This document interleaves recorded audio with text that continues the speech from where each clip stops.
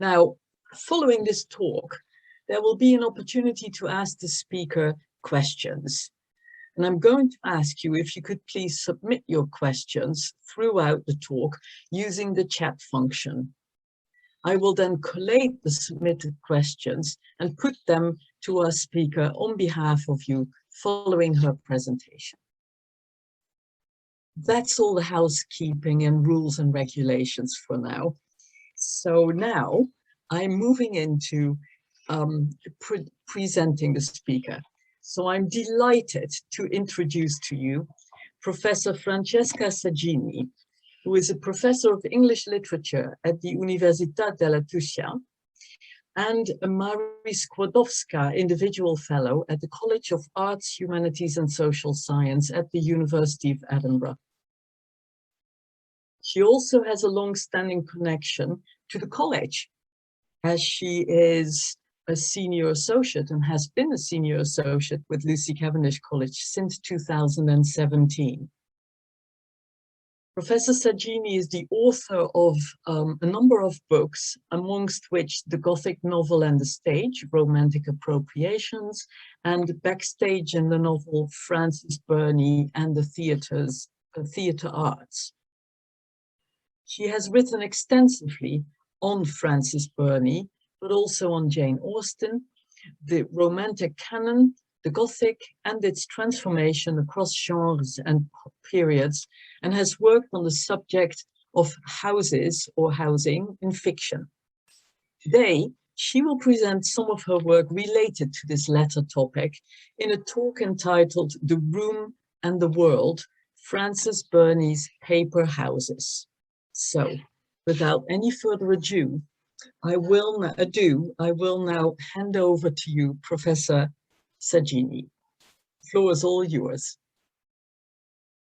And you are muted, so you'll have to just unmute. Yes, thank you very much. Thank you. What a lovely introduction, and what a big pleasure for me to be with Lucy again, although it is only on the screen that I see your faces. It's really a delight for me, and I hope that better things are going to come once the pandemic situation is going to improve. Hopefully it will in the very near future. And thank you very much for the introduction as well, which includes introducing today's talk.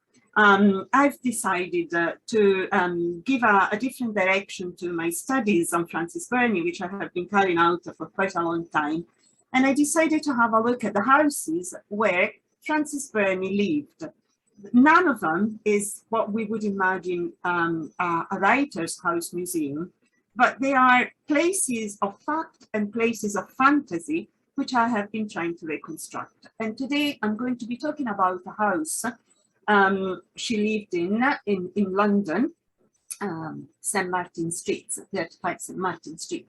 And I'm going to tell you something about this house, and if it is possible to understand something more about Frances Burney poetics by having a look at this house.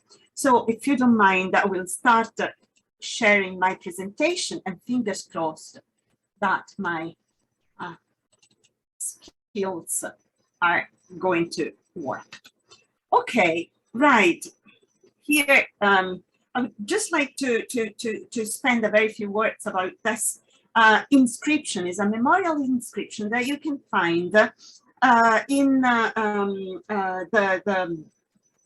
library, which has become the place, is a library in London where it used to be the location where Frances Burney and her family lived. And if you have a look at this inscription, you will be able to see that at the top, you can see in capital letters, Sir Isaac Newton. And under that, you can see Dr. Charles Burney. And under that, again, the following line, his daughter, Frances. So now you have, if you just imagine this as a little bit of a theatrical playbill, you would see that the main actor of the piece is Sir Isaac Newton. He's got his title in big capital letters. Then you have Dr. Charles Burney, again in capital letter, and not capital letters, and nothing at all is left to Frances except her being named her father's daughter. So it's a little bit of a sad story that continues throughout Frances Burney's life. And I'm going to tell you how this gentleman, this Dr. Charles Burney, cast a very, very long shadow on Frances' lives as well. So let's see if it is possible to move on. There we go. In a recent study dedicated to Jane Austen, the Italian scholar Diego Saglia has chosen to build the two central chapters around as many geocultural references. Chapter 3 is entitled Steventon's Novels, while the next one is called Chawton's Novels. The subdivision, which departs from the standard Austenian one chapter per book format, is clearly programmatic for the critic, who believes that it is practical and above all it is possible to group at least a portion of Austen's production around two symbolic houses, which pull together and represent a significant part, at least from the thematic formal point of view, of Austen's work. Saglia is only the latest in a long line of critics who link the study of a famous author to the places where this author lived, as if the secret crossing of the entrance threshold, rather than the cheeky peep from the keyhole, might be able to remediate for the benefit of the modern public the past, as well as the writers who inhabited that past. Among the proponents of this bio-hermeneutic approach was James Boswell, one of the great modern biographers. He considered it necessary to include in a note the complete list of the various houses in which Samuel Johnson, the great lexicographer, had lived, just like an A to Z street atlas of Johnson's life, in a meticulous inventory apparently justified by the respect appropriate to Johnson himself, shown to a literary talent through the enumeration of their many domestic stations. Boswell's passage is worth quoting in full. In his Life of Milton, he, Johnson, observes, "I cannot but remark a kind of respect, perhaps unconsciously, paid to this great man by his biographers. Every house in which he resided is historically mentioned, as if it were an injury to neglect naming any place that he honored by his presence." I had, before I read this observation, been desirous of showing that respect to Johnson by various inquiries. Finding him this evening in a very good humour, I prevailed on him to give me an exact list of his places of residence since he entered the metropolis as an author, which I subjoin in a note. The search for the links between a writer and the places of their writing doesn't always have such happy results, amenable to cataloguing in Foucauldian fashion as in Boswell's list. The houses of literature are in fact various and of various types, ranging from those in which an author happened to inhabit or continued to dwell in by chance, for instance at the house of their birth in the first place, to those for which they instead felt an irrepressible and lasting elective affinity. Houses that have acted as a silent chorus to the author's world, be it public or private, and that have been able to represent it because the author built them in their own image, as well as in the image of their own writing. The contemporary Italian novelist Curzio Malaparte confesses just such feelings in an emotional sketch of his living at Villa Malaparte, a home sculpted by the writer's visionary imagination out of the Mediterranean harshness of Punta Masullo in Capri. The day I started building a house, I didn't think I was going to draw a portrait of myself, the best one of those I have drawn so far in literature, and it's one of my translations. Thus, a writer dares to bear and show themselves when they build a house, if you want to follow Malaparte's reasoning. Additionally, be the bricks real, factual, or imaginary, fictional, the reflection on the author's face and inner being always remains as an imago imprinted on those walls. And you may remember here what Carl Gustav Jung says, and he speaks of this kind of transfer as a paradigm of the psyche. There is Petworth House, William Turner's House of Art in West Sussex. There is Virginia Woolf's House of Writing, Monk's House, just across in East Sussex. And there is also Samuel Johnson's House of Words in Galt Square, to London, of course, to which I will return soon. Finally, there are the houses of air, in Hermione Lee's splendid phrase, those houses of writers and poets that have become invisible, earthing, and of which nothing remains, because they have been destroyed, reconverted, violated, dismantled, long forsaken, or simply demoted to the oblivion of nothingness, insofar as they are yoked to the life of unhoused artists, who were themselves dematerialized into air and into posthumous erasure.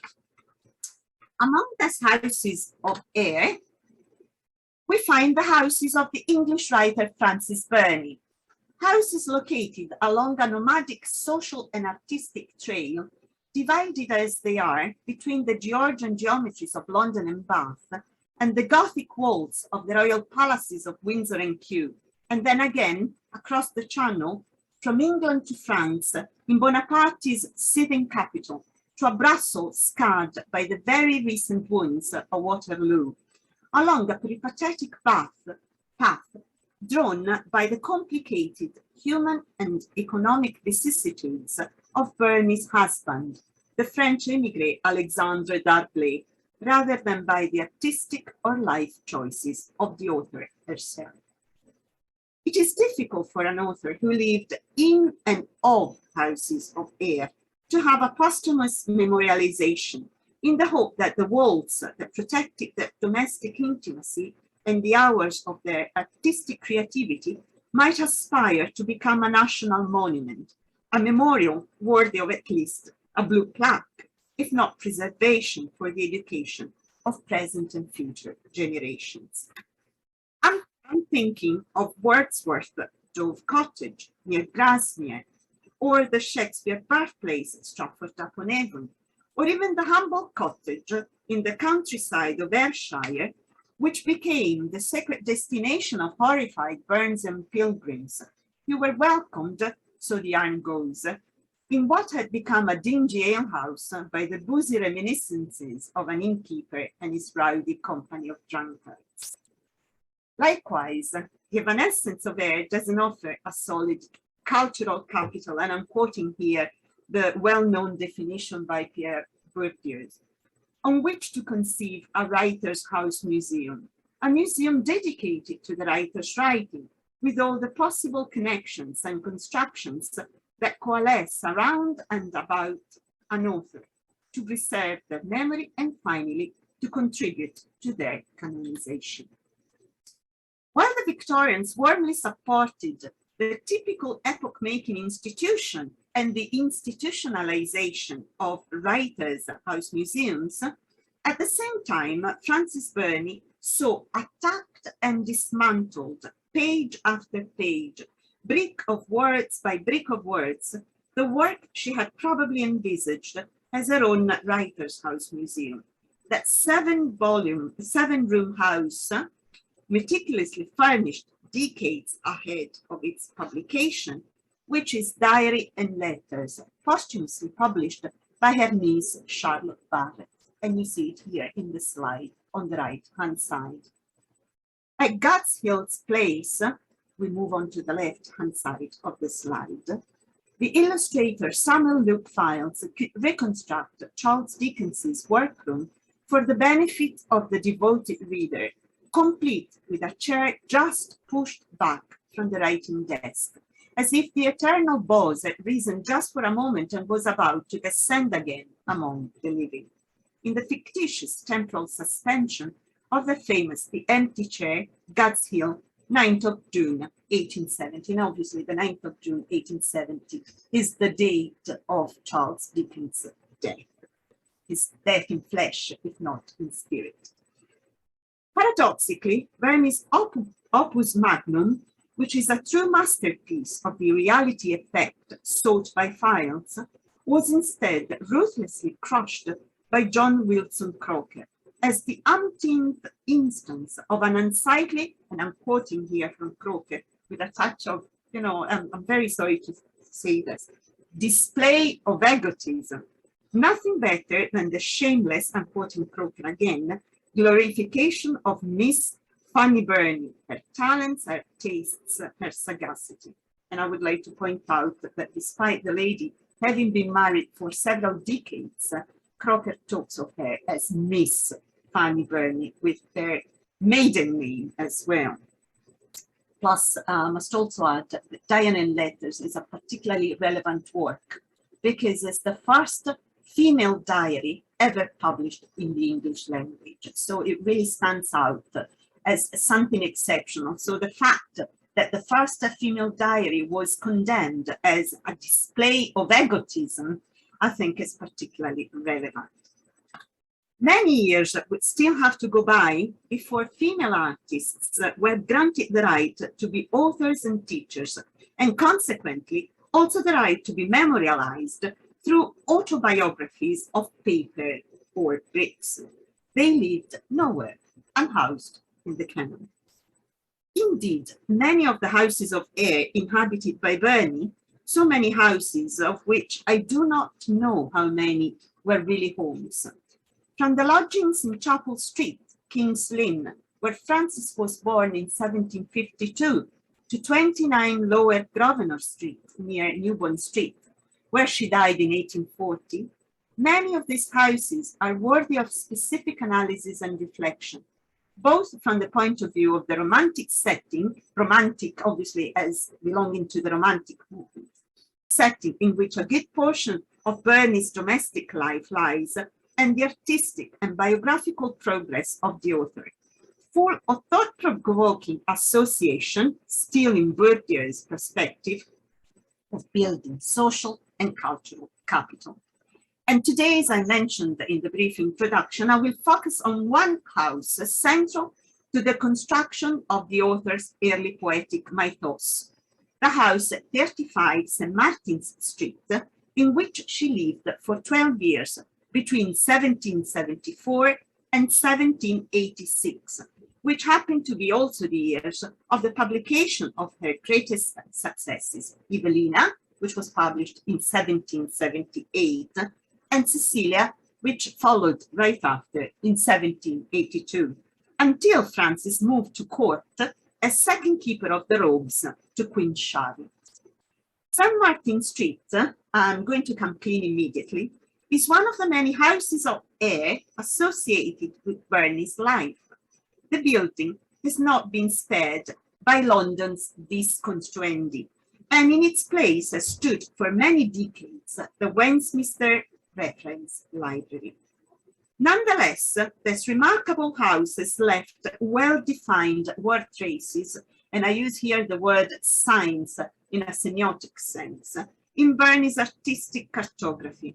It is on its importance in Burney's authorial self-construction process, rather than the anecdotes associated with it, that I intend to dwell today. However, first I would like to share with you a couple of methodological premises from which my research stems, and premises which I deem essential to shaping my argument. On the one hand, much news about Burney's post-1778 life derives from Burney herself, through the mediation of the Diary and Letters, which can be considered the monovocal resonance chamber, also at the meta level, especially as far as the volumes co-edited by Burney before her death are concerned, of the much appreciated polyvocality of her narrative style. Basically, only Burney speaks for 7 volumes in her Diary and Letters, and whoever speaks through Burney. They do not have a voice of their own. On the other hand, as the architectural meutics advocated by Malaparte also evoked, there is the awareness, or at least for me, the well-founded suspicion, that building a house is an undertaking not dissimilar from writing a fiction, perhaps even an autobiographical fiction, a cross between autobiography and fiction. And it means transforming formal imagination into material imagination, an imagination which is made up of bricks and mortar. So Charles Burney's real estate itinerary, squarely aligned with a pattern of Middle Georgian proto-capitalist mobility, follows a precise and predetermined upward trajectory.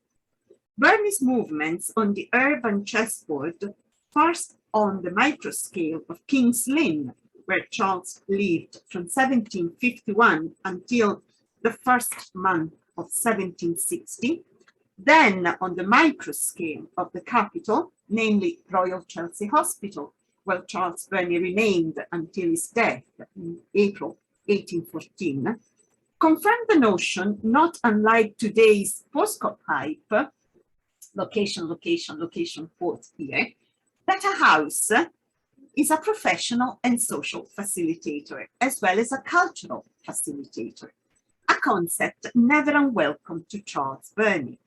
Such a type of facilitating house signifies the fortunate place attained by its inhabitants. While the industrious and ambitious musicologist was engaged in the grueling tour between Italy, France, and Switzerland that would cement both his fortunes in literature and his professional reputation, and I'm thinking here of the present state of music in France and Italy that was published in 1771, Burney's wife, Elizabeth Allen, the second Mrs. Burney from 1767, had herself embarked on the equally delicate task of framing her husband's next triumphs in an appropriate home setting. As it happens, 50 Poland Street, leased by the Burneys from 1760 to 1770, located in a street at the time surrounded by open fields and still sparsely built plots, it gradually turned out to be an increasingly unsuitable address for the tireless frequenter of the elegant London districts, where most of the wealthy families to whom Charles Burney gave his well-paid music lessons lived. What is more, that off-center domicile had become uncomfortably close to cumbersome neighbors, such as the wig maker mentioned in a much-cited entry in Memoirs of Dr. Burney. And you find the quote, lived next door to me at that time in Poland Street and in a private house, a capital hair merchant who furnished perukes to the judges and gentlemen of the law. The obvious economic well-being of the perruquier, a character invested by a comic aura not unlike that of the mocked cits in Georgian comedy, proves insufficient to overcome the embarrassed trade from that semi-peripheral neighborhood. As Emmy Louise Erickson perceptively points out in her flawless reconstruction of the later purge, or perhaps we could say displacement, of the maternal branch of Frances Burney's family, the Anglo-French merchants and fan makers sleep, uncovering the sleeves, lives, and details of their careers can also sharpen our awareness of the late laborious attempts made in that generation and subsequently to conceal the Burney's trade connection in order to present an idealized self-image to posterity as a clan of genteel artistic professionals. It is therefore no surprise that in Memoirs of Dr. Burney, which were published in 3 volumes in 1832, the two-headed narrator, the author Charles and his posthumous editor Frances, hastens to clarify in reference to Poland Street. Mr. Burney had successively has successively for his neighbours the Duke of Chandos, Lady Augusta Bridges, the Honourable John Smith, and Miss Barris, Sir Willoughby, and the Miss Tustons, and well noted by Mr. Burney's little family on the visit of his Black Majesty to England, sojourned almost immediately opposite to it, the Cherokee King. However, things may stand in a slightly different way. This indeed respectable, and I would use for it the adjective romantic home mapping, and romantic here refers to the well-known Freudian complex of the family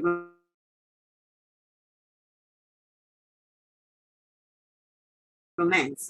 So this respecter apparently belied by the impartial survey of London, which specifies, with reference to the previous passage, there is no sign of this titled residence in the Poland Street reports for the years when Dr. Burney lived in the street, but it is possible that they occupied furnished houses and did not pay rates. Possible, certainly not certain. And if you see, the fact and the fantasy are not always the same thing. Obviously, they are different. So in the memoirs, Posthumous Topography of the Mind, 50 Poland Street, like the next address at 39 Queen Square, where the Burneys resided from November 1770 to October 1774, has become much more than simple bricks and mortar. Rather, it represents an episode of a teleologically predetermined and carefully constructed life progress in contemporary terms, and above all, a posteriori, looking back from the memoirs in 1832 backwards, thanks to skillful associative accumulation.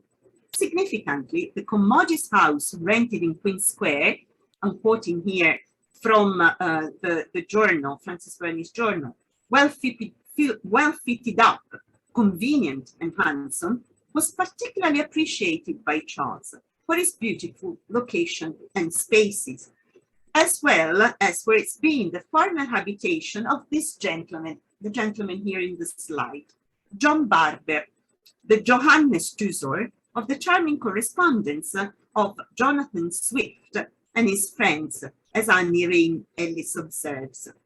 John Barber, whose surname could be translated with the old French word Tusser, hence Barber, was a government printer and former Lord Mayor of London. A very good friend of the immortal Irish Dean, he was able to confer a welcome literary veneer by proxy to the house. Thus, the house in Queen Square, perfect in its usefulness, I have called it a facilitator, is, at least in Charles Burney's case, the custodian of precious historical cultural memory by way of its Swiftian connection, symbolizing the dwelling's monastic capital. So Bourdieu says social capital, a cultural capital. I would add also the concept of monastic capital, the memory that a house has of its past inhabitants. By a strategy of association and amplification, this literary overcodification from yesteryear contributes to building and strengthening the cultural and social capital of today's occupants. When we come to 35 St. Martin Street, we find a further and certainly more accomplished example of this type of house facilitator, as far as Charles is concerned. At the same time, it also represents a multi-level house metaphor for Frances. If we follow Burney's backward autobiographical gaze, as much in memoirs of Dr. Burney, which she edited, as in diary and letters which she composed, 35 St. Martin Street's domestic associations and implications turn it into a sub-rosa meta-language, through which to convey, by figuration and analogy, a romance vision, romance again in the Freudian sense of the word, of one's own art. Although chiefly purchased with an eye to its favorable situation, 35 St. Martin Street had a further quality in the eyes of the doctors. Built in the last decade of the 17th century, it had the unbeatable advantage of having been the home of Sir Isaac Newton between 1710 and 1727. Newton, who was a national figure of pride to whom even the most exacting foreign guests would need to bow down to. Indeed, Newton had conducted most of his research within those walls for almost 30 years. There, he also completed the third revision of his masterpiece, Philosophiae Naturalis Principia Mathematica, Mathematical Principle of Natural Philosophy, written in 1687, whose third edition was published in 1726, when he lived in St. Martin's Street. The first news of the purchase appears in one of Frances's letters from the spring of 1774. My father has bought a house in St. Martin's Street, Leicester Fields, an odd street, but well situated and nearly in the center of the town. And the house is a large and good one. It was built by Sir Isaac Newton, and there you go, you have also an exclamation mark next to the surname. And when Newton constructed it, it stood in Leicester Fields, not square, that he might have his observatory unannoyed by neighboring houses. And his observatory is my favorite sitting place, where I can retire to read or write any of my private fancies or vagaries. Sorry, where? The house extended over 3 floors in conformity with Georgian vertical architectural decorum. The kitchen and the servants' quarters were in the basements and the bedrooms on the 2nd floor, while the rooms reserved for the children were located on the top floor. As mentioned, the house's privileged position was well situated for the paternal business, hence strengthening Charles's social contacts. The change of position required all he could bestow of convenience to business, of facilitating fashionable literary intercourse, of approximation to traveling foreigners of distinction, and of vicinity to the opera house. Topographical convenience was bolstered by cultural convenience, this latter guaranteed by the house's enviable, indeed hardly beatable heritage, as highlighted earlier by Frances through the exclamation point after Newton's surname. You may remember that. There you go. So this enthusiasm was destined to explode on the day of the move in 1774. Newton House, St. Martin Street, Leicester Fields, October the 18th. We came immediately to this house, which we propose calling Newton House or the observatory, and you may be able to spot the observatory right at the very top of the house. So Newton House of the observatory, or something that sounds grand. By the way, Sir Isaac's identical observatory is still subsisting, and we show it to all our visitors as our principal line. I'm very much pleased with the mansion. In the breathlessness of Burney's description, the house is no longer a house, but the house par excellence. None other than the house of Newton, the most stupendous of human geniuses, and I'm quoting again here from the memoirs. It was the house gift to be offered to the Burney's guests as a cultural viaticum of indisputable stature, and the adjective Burney used is grand.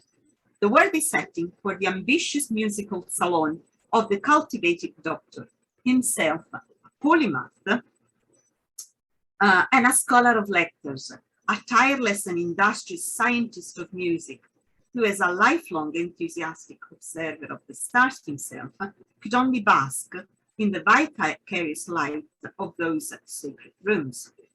Probably even the progress of Newton, who had moved from modest Cambridge scholar to president of the Royal Society, was inspirational to Charles Burney, who was Newton's ability to convert his various government roles into lucrative opportunities for advancement. And this was possibly another reassuring dream, perhaps even the seed of a future family romance for the pretentious doctor of music, He had coveted both economic security and a literary reputation since consolidating his position as a private harpsichord teacher in the most fashionable circles of London. Therefore, St. Martin's Street, located as it was at the intersection between past and present, memory and ambition, is a social and cultural facilitator for Charles. For Frances, on the other hand, it becomes an oblique meta-language. As I said, placed at the top of the building was the wooden observatory built by Newton to scrutinize the celestial vault, undisturbed by city lights.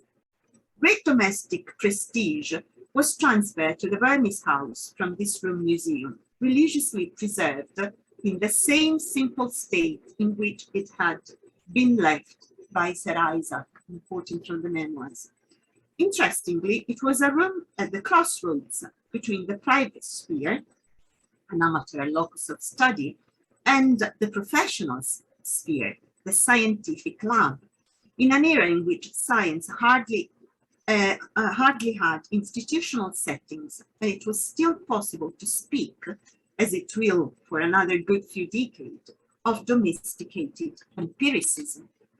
Charles Burney didn't hesitate to repair the observatory relic twice, despite the considerable costs required by such an undertaking.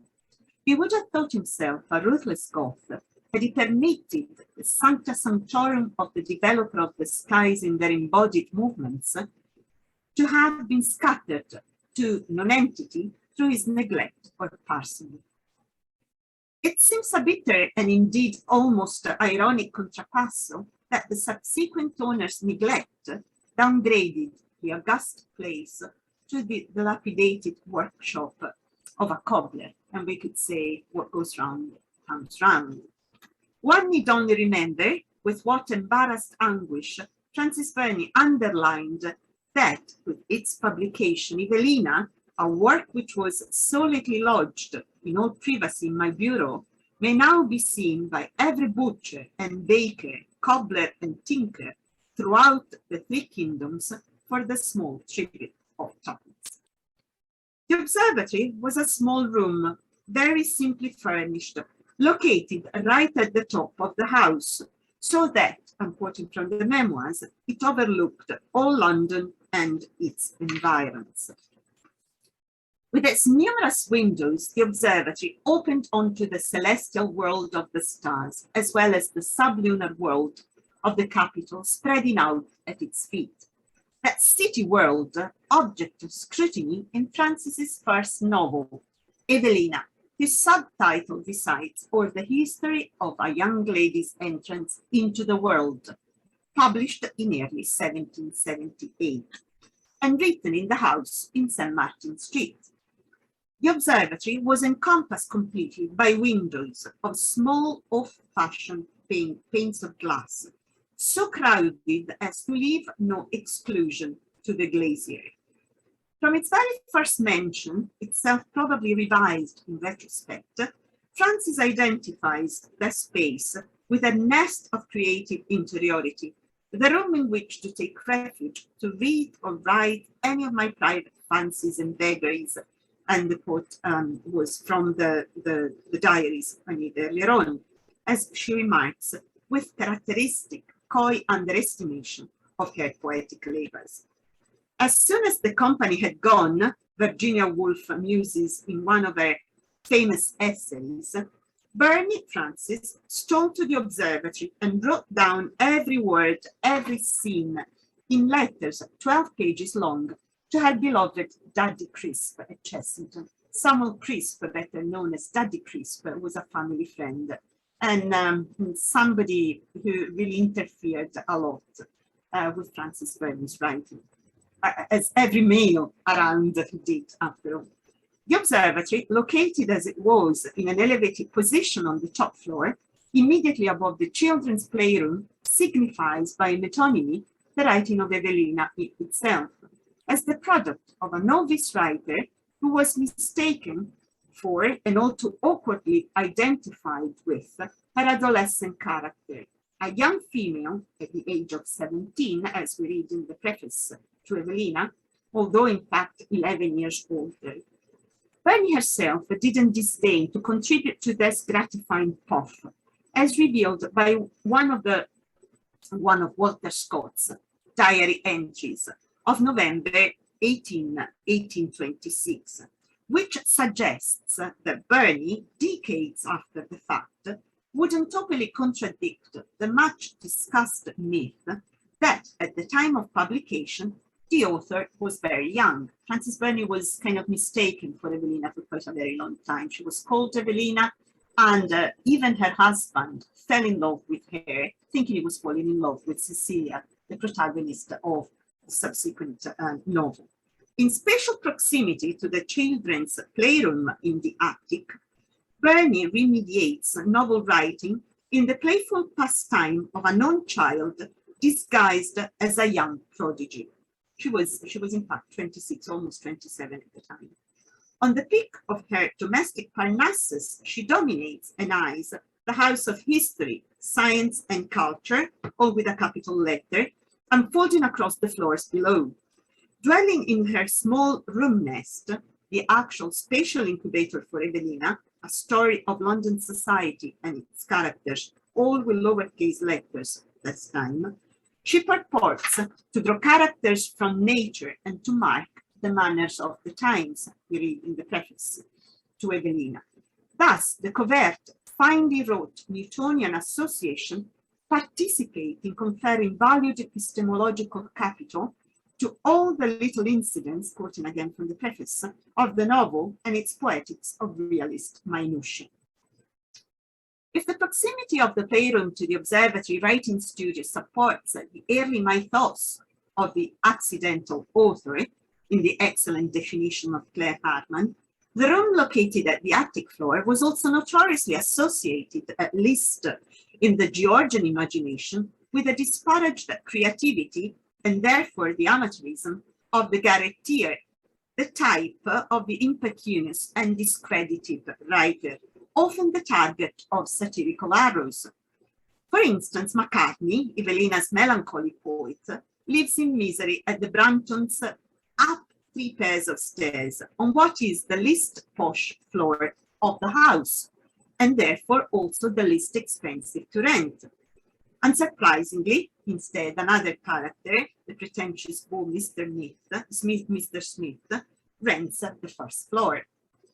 My argument here is that Frances Burney is an author who creates cultural capital as a delicate filigree, as if it was the watermark in a banknote, by deflection and discreet mediation rather than open ostentation. Far from being a modest and poorly heated room, the ideal and the idea of Garrett emerging from behind the Newtonian observatory of Burney's writing was in fact a much more noble tradition.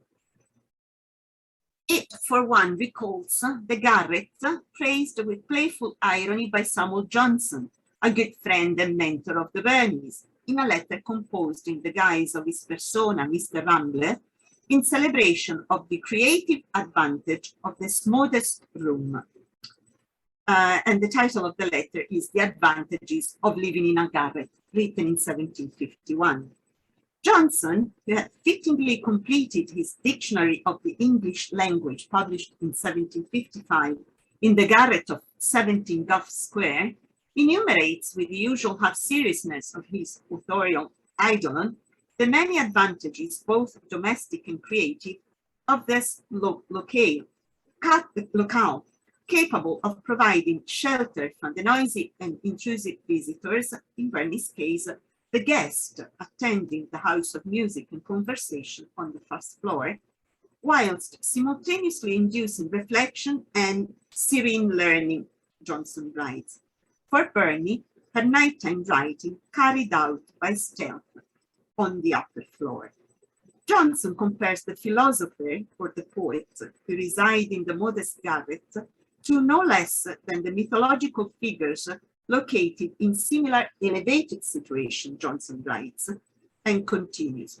Why was Jove nursed upon a mountain? Half-jokingly asks Mr. Rambler of his reader. As a place of sidereal exploration, a sanctum of terrestrial writing, and finally the playroom of concealed authorship, Newton's observatory is represented by synecdoche by the instrument par excellence of the night explorer of the skies. And I'm thinking of the telescope, of course. The scientific apparatus is placed in optical antithesis, but also in hermeneutic and epistemological contiguity with a microscope adapted by the realist novelist. Both the telescope and the microscope are mediating devices of knowledge, able to read and to render the visual texturing of the world, as well as to perceive details not ordinarily apprehended by the observer's naked eye.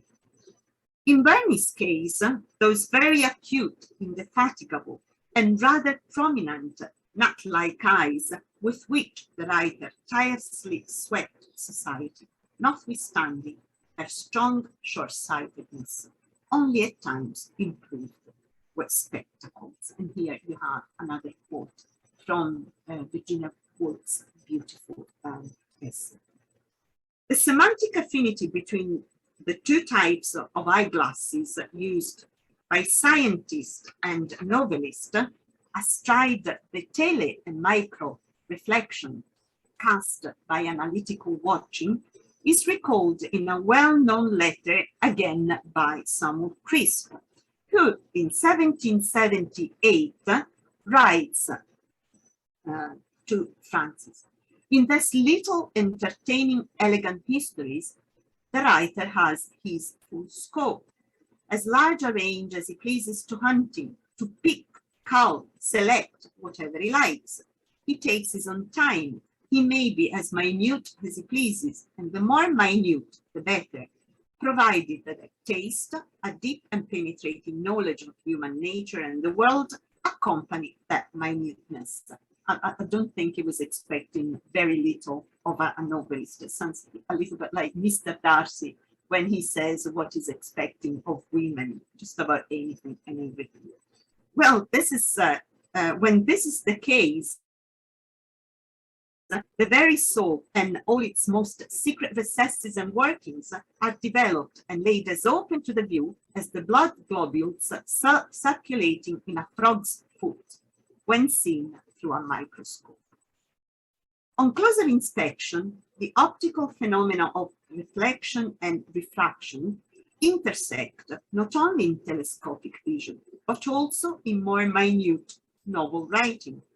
As reading and remediation tools, both the telescope and the novel move between fact, reliable representation, and fiction, the narrativization and circulation of just such facts, observation and imagination, nature and romance, as Burney claims in the preface to Evelina.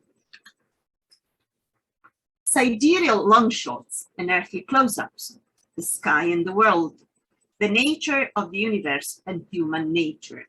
In her privileged observatory at the top of 35 St. Martin Street, the novelist, self-named here to Fielding, Richardson, and Smollett, as we read in the preface to Evelina, finds form and themes for her stories, the small records of a lesser exploration and discovery capable of engraving a settler cosmos on a paper pinhead.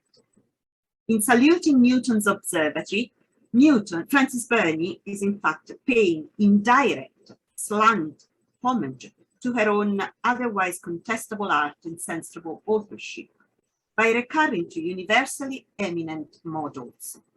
Thus, by affirming without asserting, by means of a memorable house placed on top of a very famous, by means of a memorable room placed on top of a very famous house, Frances Burney inscribes the popular in the institutional, yokes observational science and literary imagination, and finally sublimifies Latin plaster into everlasting cultural capital. Thank you.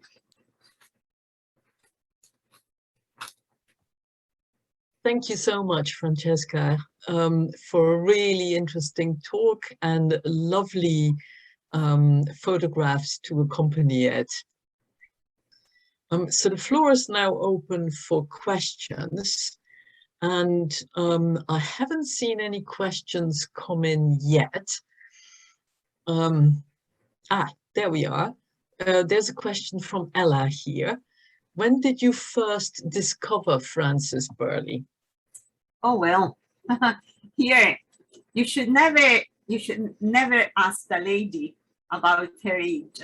I think I wrote my PhD dissertation on Frances Burney, and we're talking about a different decade, a different century, and a different millennium as well. So I'm afraid that has been my bedfellow for a very, very long time. However, I must say that although I have been researching and writing on Frances Burney for about 25 years now, it is what I'm doing now is completely new. The project I'm carrying out in Edinburgh concerns the tragedy she wrote in the 1790s. And on a side, I'm also exploring guest houses because, strangely enough, none of them has survived. And there are a lot of details and there's quite a little bit of news in Frances Burney's writings. But unfortunately, we have no chance of putting together her imagination with real fact, because none of these houses have survived, none of them.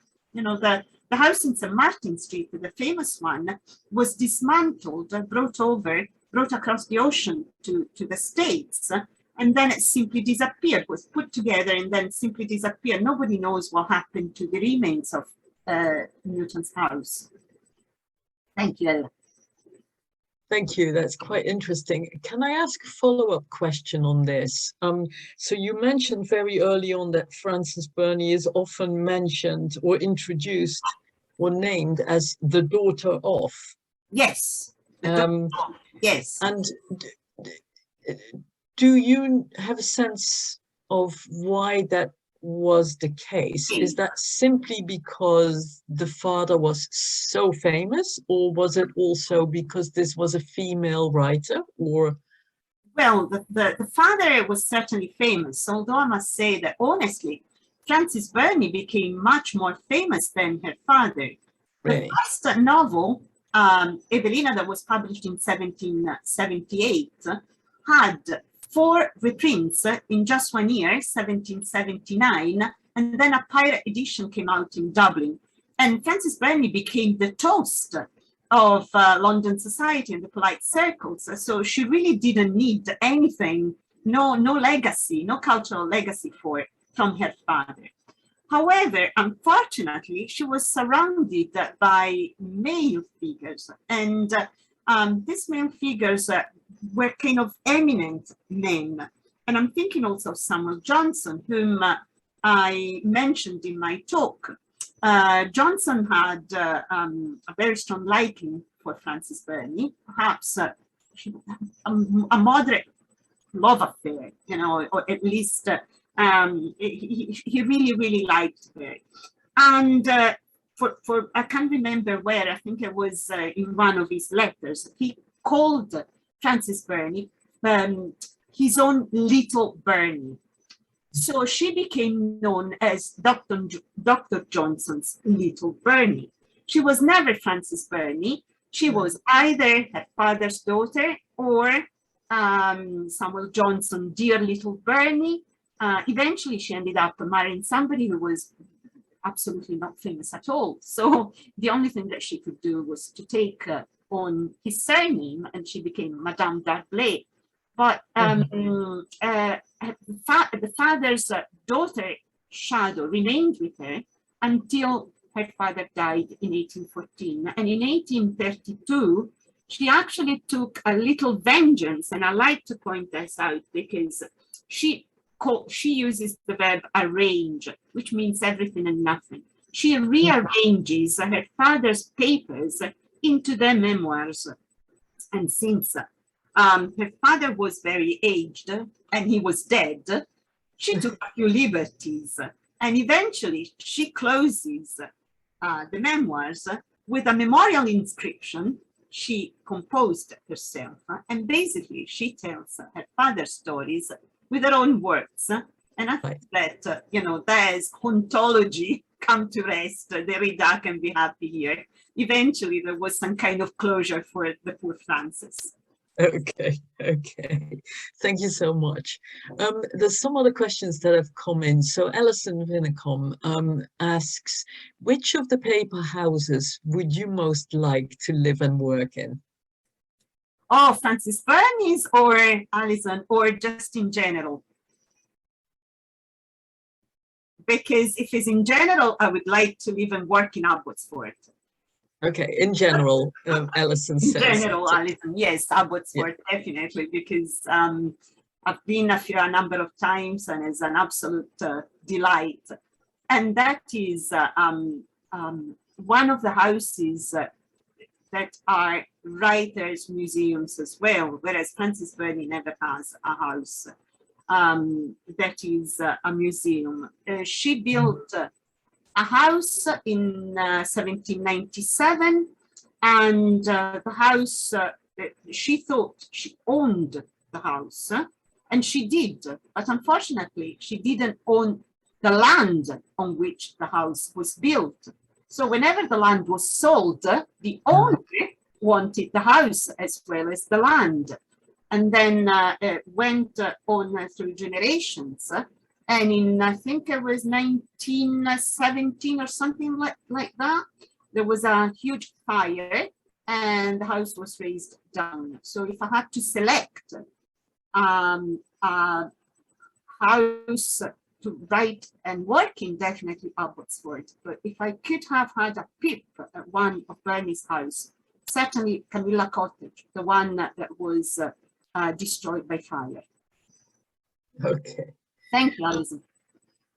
Okay, I think this unfortunately brings us to 7 o'clock. So there's one more question by Julia Bagley, but maybe Julia, if you're really interested, you could send that question to Ella, and Ella will make sure that it gets to Francesca and that an answer comes back.